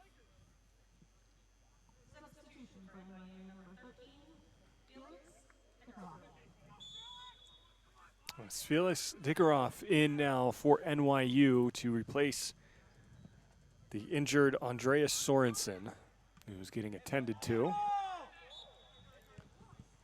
We'll give you an update if we do have one. But NYU still leads 1-0. 26 minutes left in the game. Carnegie Mellon looking for some offense. They found it here in the second half. We'll see if they can turn that into a goal. Here's a good pass. A better shot, and it's fought off by Mancoso. Now Edmonds has a chance. That one a knuckler, and it's saved again by Mancoso. Carnegie Mellon with the pressure, but Mancoso has been stout. Great job by Mancuso. I mean, talk about getting shot after shot, able to respond and recover as well. And there was an open end to that goal on the backside, but good reaction by him to quickly gather himself. Here's Joe Leslie, nudges it on.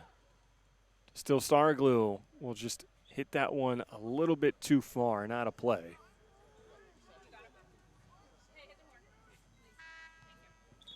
So coming in now, leading scorer for NYU, Bryce Lexo. Shooting .462 on the season, Rob. A very high shot clip there. And he'll replace Joe Leslie. 9 of his 13 shots on the year have come on goal as well.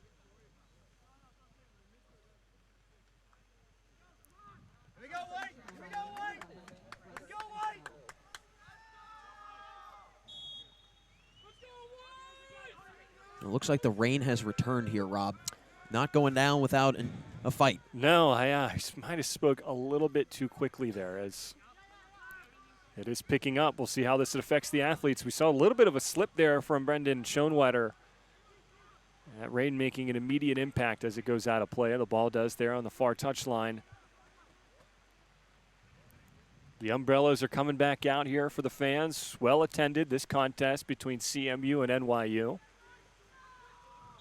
There's Lexo storming ahead, but offside the call. Make sure you all at home stick around for our second broadcast of the day. We have the women's match coming up after this one at around 1:30 with CMU as well as NYU.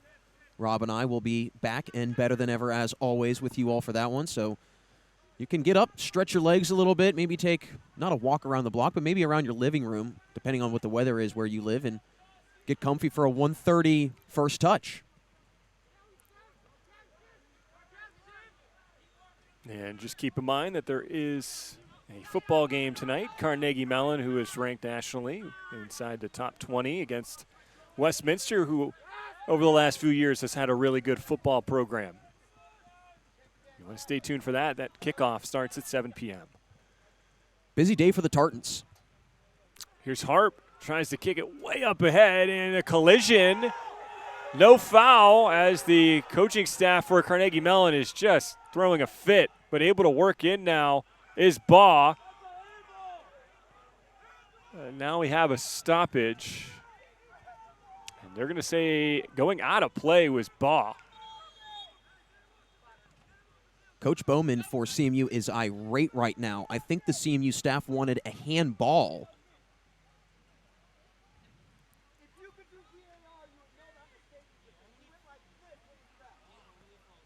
And the referee comes over to. Well, so he gave the coach a warning here. But what we do want to say here is that the handball came after ball was out of play. So that was the second thing that they were a little upset about. So that was a moot point. But they were saying that at the end, or right whenever their attacker fell down, they were specifying to the official that he was knocked down from behind.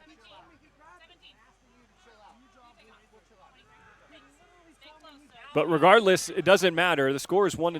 NYU leads over CMU. 22 minutes to play in the game, just over. NYU, they're fine taking as much time as they need. They may be content. They shouldn't be, but they might be content with that 1-0 lead, just trying to focus on defense here. But this Carnegie Mellon team can score, averaging just shy of 3 goals per game. And their offense has gotten going here in the second half. And like we brought up in the first half, Rob, at some point as this clock continues to tick down, if you're CMU, do you maybe just try and play for the tie? To still Daraglu in, well defended by Schlingeman. Edmonds loses it. Here's Rabin. Now back to Cohen. Rabin has it. I should just kick it up ahead to still Starglue, but didn't happen, but Rabin gets it back. Coaching staff not too happy about that lackadaisical pass down low.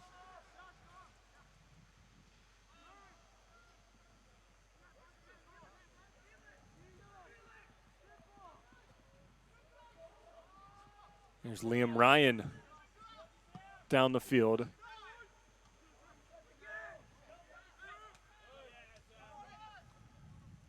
And that is the first time it has hit anything except for a head in the last 4 touches. As open lane, fine move, and a better finish. That one was Tara Nagai for NYU. Gets around the defense and jukes out the goalie Ryan. And a pretty play there. New York University leads 2-0. First goal of the year for the freshman, and it was a dazzling move. Did a little dance right around the goalkeeper in Ryan, and able to just gracefully, gently touch it in. NYU up 2-0, and now pressure starting to amplify here for CMU. Margin of error has just drastically dwindled for the Tartans.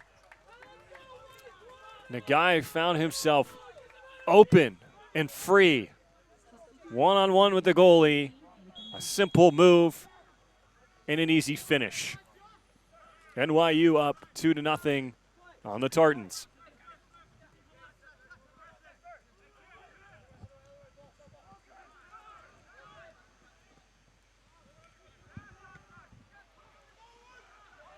Here it is in front of the net of NYU. Mancoso again plays it away.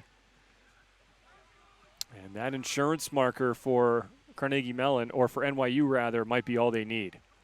Yeah, that the comfortability level right now for NYU has most likely increased, and just being able to have that, like you said, insurance goal, that added helper, and it definitely can make a big difference, and it can be really the difference towards the end of the match.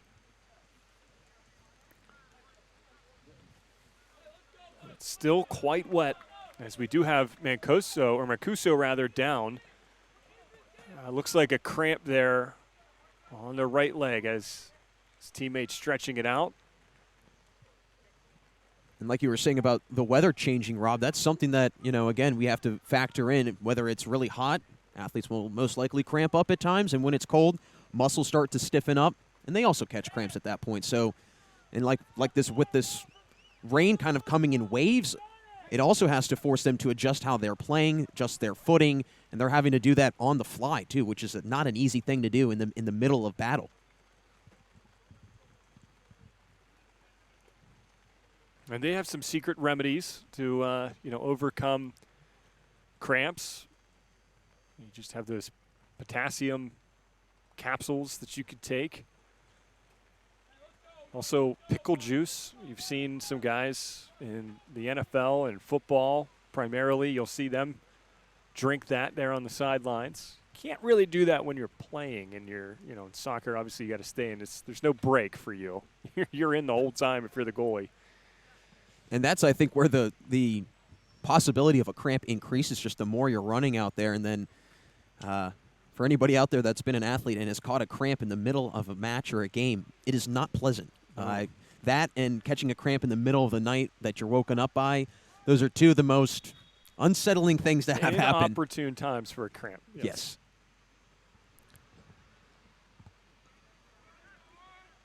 Well, we're back to play here at Carnegie Mellon as NYU leads CMU 2-0. Tara Nagai with the second goal, the first one coming off the foot of Arkan to Still Daraglu. And CMU wanted another handball. They did not get that.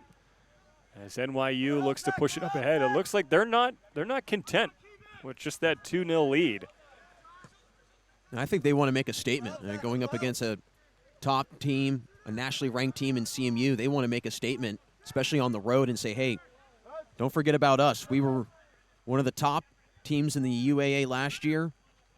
We've kind of had an up and down year to start, but there's always that one that one win that can kind of ignite a big run at certain points of the season. And for NYU, that could very well be this win if they're able to pull it out. Vertal has the goalkeeper out, the shot, and it's, I believe Mancuso might have touched it, but the defense right there in support.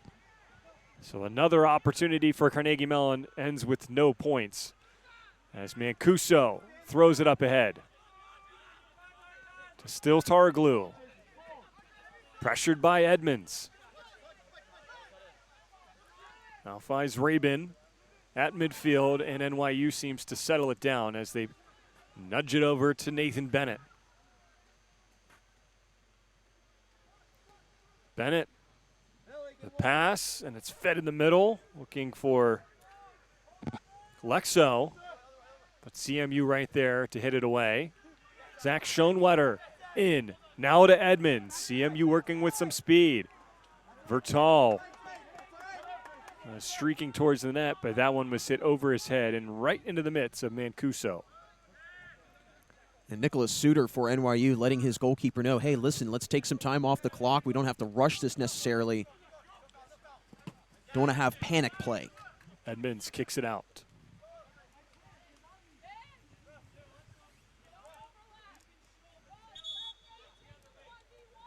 Under 19 minutes, approaching 18 minutes left in the game.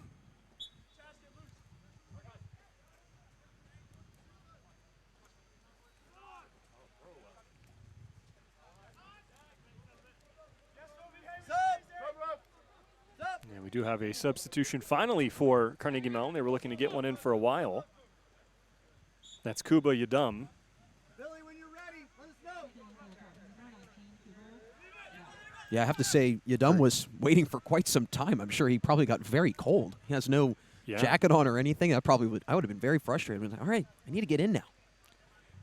It's Kuba Yadum. Sorry, I got that one wrong. I led you astray there. Yadum. Kuba Yadum, number 19, that checked in for Carnegie Mellon. Pronounced like Adam. That's how they had that in the roster. Just wanted to make sure I got that one correct. There's Brendan Schoenwetter back up to Schlingeman. And now they go defense to midfield and looking to attack now is Marolda, but it gets poked away from him, and now Carnegie Mellon settles it down again. It's Harp approaching the attacking third. Edmonds near touchline, looking towards the right corner kick area, but that goes out of play. Carnegie Mellon maintains possession.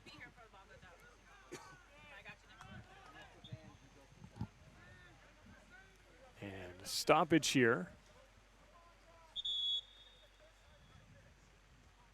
And a clock fix as they stop the clock. It looked like there might be an injury here on the near touchline.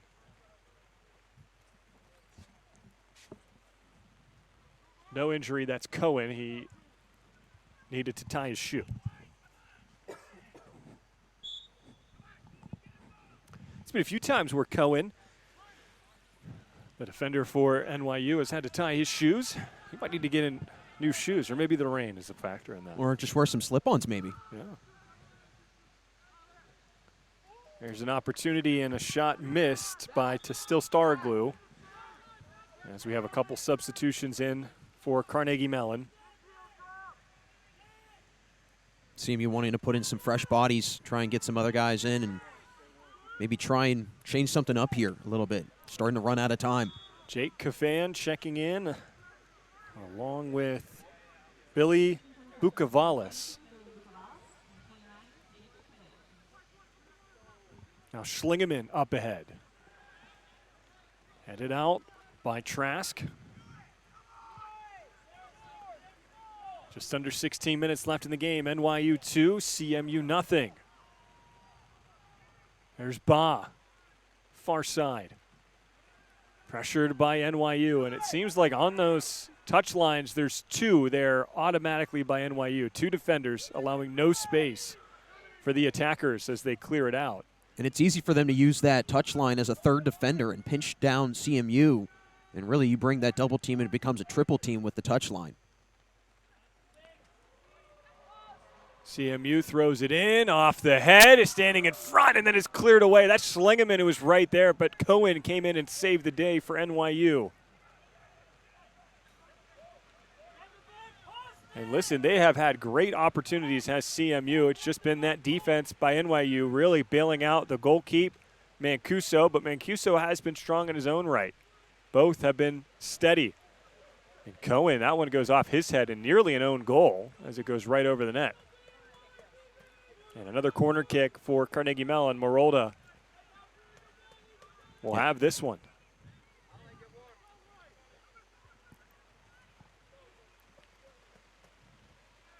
Marolda. Nothing set up there for Carnegie Mellon. And a little bit of friendly fire as Harp kicks it off Brendan Schoenwetter. Yeah, it's been really good offense here for CMU, but just better defense for NYU. They've been able to stand tall, especially in the final third part of the field. Make things difficult for CMU, but CMU, like you said, Rob, they've had their opportunities. Bukavalis with it now, far side for Ba. And now Ba trying to traverse the defense. Bukavalis hits it up ahead to Edmonds. Edmonds in front of the net, off the head, and another attempt there in front. That's Yadam, but right there, Mancuso along with the defense. These Carnegie Mellon Tartans, when they shoot it on, they're not just shooting against the goalie. They're shooting against 2 or 3 defenders right there. A really nice job by Mancuso. He has been all over the place this afternoon. This one a long pass looking for Edmonds, but it was too deep. Mancuso settles it down. 13:26 to play in the second half. NYU leads 2-0. Tara Nagai with a goal, along with Rakan to Still Daraglu.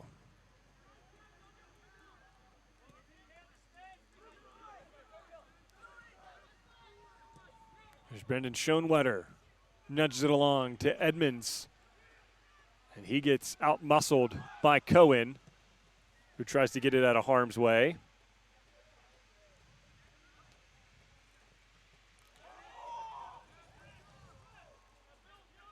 And CMU wants some call. Did they say he played that with his hands? Not sure, but regardless, they'll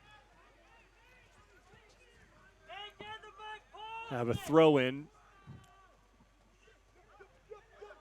It's battled around in front. And NYU, again, is able to clear. That NYU defense really standing tall there.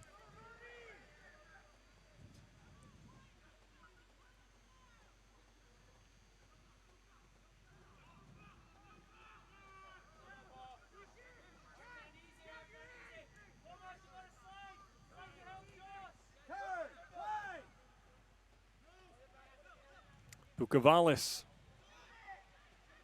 over to Harp. Now Marolda in, and the shot just misses from Ball. He had a wide open net there on that right side of the goal.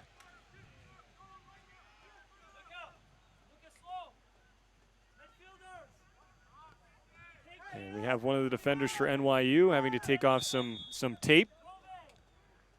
And he gets situated. You don't see that every day. No. At least he was quick with it. Didn't waste much time.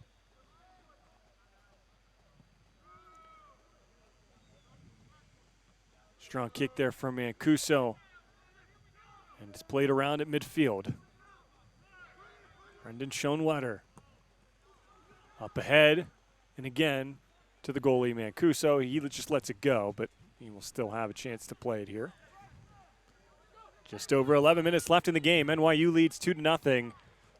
At no point this season has Carnegie Mellon trailed in a contest. They trail 2-0, looking to come back here with time waning in the game.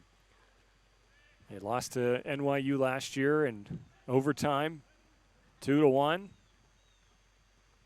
No overtime this year, but NYU looking to seal the deal here in regulation. CMU looking to try and put in one of these opportunities that they've had near the goal. Mancuso just really staying strong in between the pipes.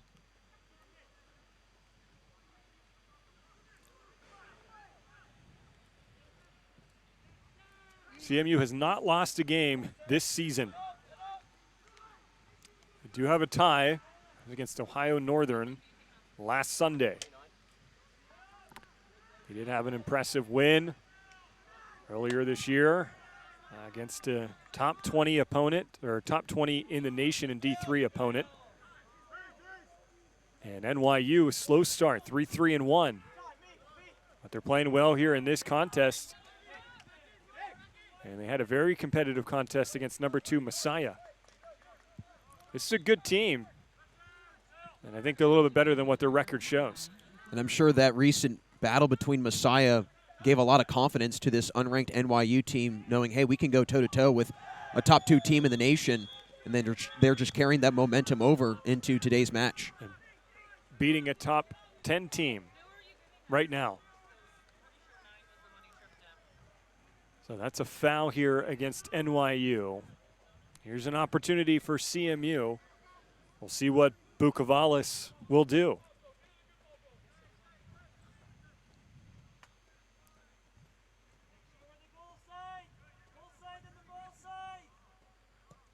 Bukavalis in off the head. And here comes Schlingeman running up, but it's stolen away by Mancuso. And he's seeing the ball extremely well today. Yeah, I think his teammates need to take him out to dinner after this one with just how strong of a goalie he has been today, especially with the amount of shots that he's faced, especially in the second half. Raton tried to work it up. Bukavalis now to the far side. Here's Harp. That's Ball with it. His strong shot just misses the right side of the net. Josh Baugh, the senior, out of Boynton Beach, Florida.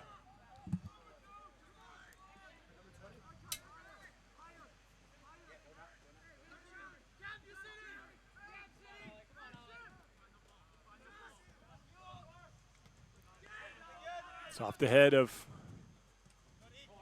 Brendan Schoenwetter. To still Daraglu has it now. Played off nicely by CMU, who has 3 on him. And Baugh tried to work with speed to get into the attacking third, but again, NYU right there. It seems like every time CMU has some sort of offensive break, NYU's got 2 or 3 defenders that are racing down with them and getting back, recovering well defensively. And I know that we've got 2 goals for NYU, but I think the highlight that's been for NYU today is the defense. Well, only 1 shot on goal in that first half of play by the Tartans, and now they have 6. So they have 5 here in the second half. It's not from a lack of trying. The effort has been there. The attempts have been there, just the goalie and the defense for NYU. They are making a statement Here's Rabin on the far touchline. Back up to Nathan Bennett. Bennett in. That's Lexo. Back to Rabin, and now it's settled down at midfield. A nifty Cohen has it. Now Rabin tries to just nudge it along to himself, but it was a little too far. Edmonds collects it for CMU, then it's turned over. Lexo up to still Daraglu. With the left foot, works it in. Nathan Bennett tries to settle it down. And he couldn't get that shot attempt off, but now Lexo has it, and it's just mishit right onto the goalie, Liam Ryan. And Liam Ryan, despite being down 2-0, has had a fine day. That one just missed for Tull, stolen away by the defense. Yeah, nice job by Nicholas Suter using his 6'5" frame to his advantage. It looks like Suter is nursing a little bit of an injury on that left leg. He's walking gingerly on it. Seems to be okay now. But that's where that tape was that he ripped off. There's Ba.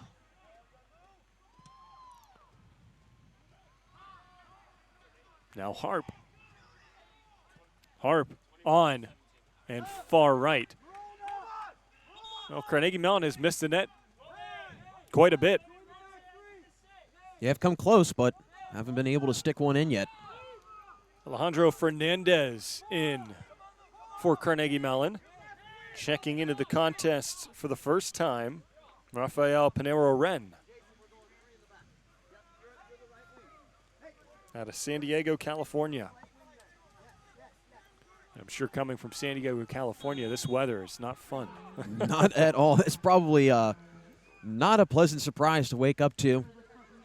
He's a sophomore, so he's used to this northeast-type weather. I'm sure he greatly misses those sunny blue skies, though. Yeah, it was San Diego, Los Angeles, Southern California had that heat wave there for a while, reaching into the hundreds. I think it's come back to normal here as Vertal, great feed. Edmonds, wide open cage, good save. Another opportunity, and it's flying around in front of the goalie box. And then it's cleared. Edmonds was staring at a wide open cage. Mancuso, I believe, got over to that.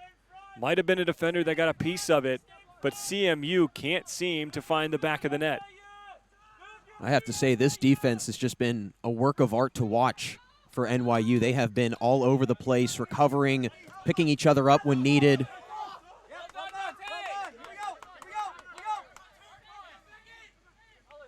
Good defensive play there by Dante Mancini. Lost his shin pad, but able to collect it. Here's Harp. Now to Edmonds. 4:30 to play in the game. NYU leads 2-0 over Carnegie Mellon, and CMU is desperate now. I've just seen a couple players collide and a foul called against Carnegie Mellon. Yeah, right now the Tartans backed into a corner here. And like we've mentioned throughout the broadcast, have never trailed, have not picked up a loss this season yet. And they're in jeopardy of that happening today, especially on home turf, inside of 4 minutes to play.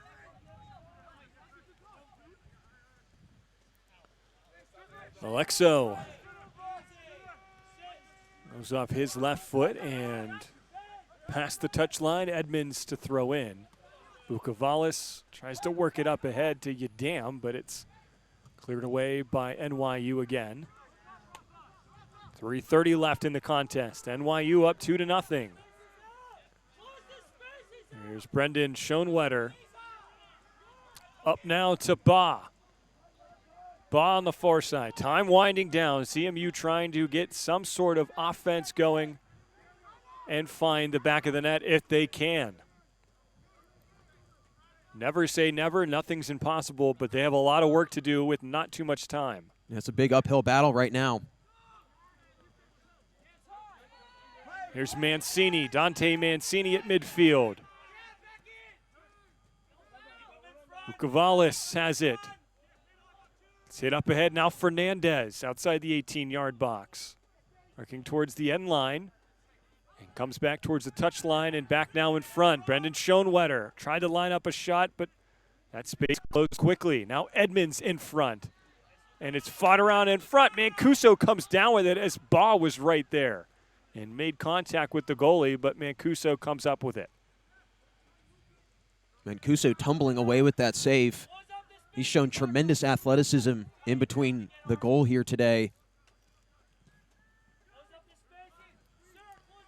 A high kick. And we're approaching 2 minutes left in the game. NYU's Nagai and to still Daraglu. The goal scores.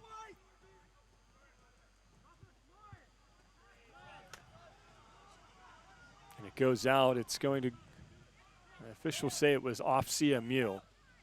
So NYU catches a little bit of a break there. At this point, they're content with just trying to hold possession. Let the clock run out. So it looks like we're headed in that direction, barring something crazy. Yeah, right now, if you're NYU, that clock is your best friend. And if you're CMU, that clock, it's your worst enemy. Well, CMU has missed the net 3 or 4 times. They came on with 5 shots on goal here in the second half. Only had 1 in that first half. A few opportunities, a few open nets, but they just couldn't finish. Obviously, the elements playing a factor in today's game, but CMU, I'm sure they want those opportunities back. But it's been a strong defensive effort by NYU altogether. This one sent right on the net, and Mancuso with an easy gather.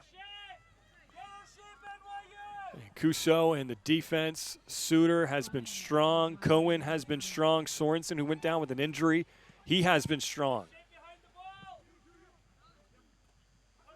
Carnegie Mellon desperately trying to find some offense here. 45 seconds left. Rabin is fighting with Bukovalis. Both players collide and go down, and we have a foul. And they're going to say a foul on Bukovalis. Rabin is up and okay.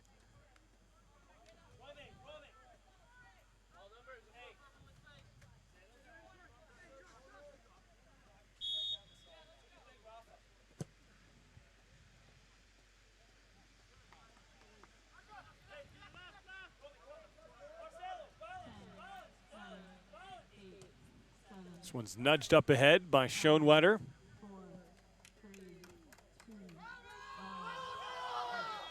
And at the end of this one, NYU takes the victory by a score of 2-0. So they advance to 4-3-1. Carnegie Mellon suffers its first loss of the season. They fall to 8-1-1. Their impressive season continues, but NYU coming in to Carnegie Mellon and coming away with a very important UAA victory. Massive victory, and not to mention they can continue to build off of the strong play that they've had as of lately. But for CMU, 1 loss, you put this one behind you, you get back into conference play very soon, so clearly a lot of things to learn, and they always say you learn the most from losses, and I'm sure CMU will learn a lot of lessons from this loss. But again, a great victory here for NYU, especially on the road against a ranked opponent, and not to mention against a fellow conference opponent as well. So now we'll have a little bit of downtime, but Jack Ridenauer will have the call for the women's contest coming up here shortly. With it's scheduled to start here at 1:30. The rain is still coming down. You don't want to miss that, and we also have football for you later on tonight.